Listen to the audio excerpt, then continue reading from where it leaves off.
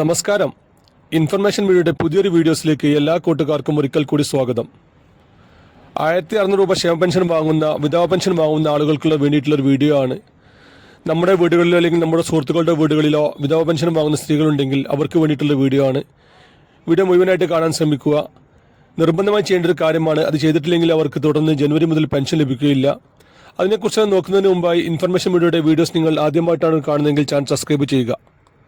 ഒരു തരത്തിലുള്ള മത രാഷ്ട്രീയ കാര്യങ്ങൾ നമ്മുടെ ചാനൽ വരുന്നതില്ല.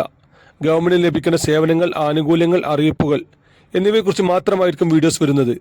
ശ്രദ്ധിക്കുക, പല ആളുകളും പഴയ വീഡിയോസ് കണ്ട് ആ ആനുകൂല്യങ്ങൾ ഇപ്പോൾ നിലവിലുണ്ടോ അല്ലെങ്കിൽ ഞങ്ങൾ അത് അറിഞ്ഞില്ല, അങ്ങനെ പല കാര്യങ്ങളും പറയാറുണ്ട്. അവർക്ക് വേണ്ടി ഗവൺമെന്റ് സേവനങ്ങൾ എപ്പോൾ വേണമെങ്കിലും പുതിയ മാറ്റങ്ങൾ വരാം. അതുകൊണ്ട് തന്നെ ഏറ്റവും പുതിയ അറിയിപ്പുകൾ ലഭിക്കാൻ തൊട്ടടുത്തൊരു ബെല്ലൈക്കൻ കൂടി ക്ലിക്ക് ചെയ്യുക. വിധവ പെൻഷൻ വാങ്ങുന്ന 60 വയസ്സ് തികയാത്ത ആളുകൾ, 60 വയസ്സ് കഴിഞ്ഞ ആളുകൾക്ക് ഈ നിയമം ബാധകമല്ല. 60 വയസ്സ് തികയാത്ത ആളുകൾ നിർബന്ധമായും പുനർവാഹിതയല്ല എന്നുള്ള സർട്ടിഫിക്കറ്റ് നൽകണം. അല്ലാത്ത പക്ഷം തുടർന്നവർക്ക് പെൻഷൻ ലഭിക്കുകയില്ല. ഈ ജനുവരി 30 മുമ്പായി അവർ ആ പേപ്പർ സബ്മിറ്റ് ചെയ്യുകയും അത് നമ്മുടെ വെബ്സൈറ്റിൽ, നമ്മുടെ പെൻഷൻ പോർട്ടൽ അപ്ലോഡ് ചെയ്ത് ഉറപ്പുവരുത്തുകയും ചെയ്യണം.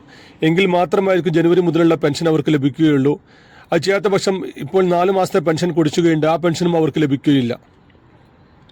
അതിനവർ ചെയ്യേണ്ടത്, നിങ്ങളുടെ വാർഡ് മെമ്പർ അല്ലെങ്കിൽ വാർഡ് കൗൺസിലറുടെ കയ്യിൽ ഒരു ഫോം ഉണ്ടാകും.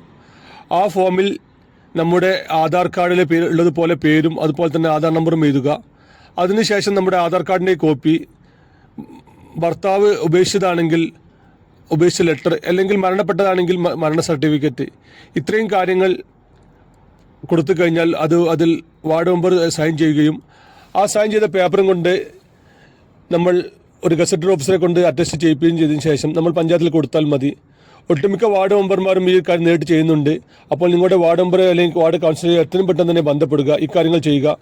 ഇപ്പോൾ പല പഞ്ചായത്തുകളിലും മുനിസിപ്പാലിറ്റികളിലും ഗ്രാമസഭ നടക്കാറുണ്ട്. ആ ഗ്രാമസഭയിലും ഈ ഇതിൻ്റെ കാര്യങ്ങൾ വളരെ സൂക്ഷ്മമായി തന്നെ ചെയ്യുന്നുണ്ട്. എങ്കിലും അറിയാത്ത ആളുകൾ എത്രയും പെട്ടെന്ന് ഈ കാര്യങ്ങൾ ചെയ്യുക. എല്ലാത്ത പക്ഷം തുടർന്നവർക്ക് പെൻഷൻ ലഭിക്കുകയില്ല. അതിനുശേഷം ജനുവരി നമ്മൾ പഞ്ചായത്തിൽ കൊടുത്ത പേപ്പർ അത് അവർ കറക്റ്റ് സമയത്ത് അപ്ലോഡ് ചെയ്യുന്നുണ്ടെന്ന് ഉറപ്പുവരുത്തുകയും ചെയ്യുക.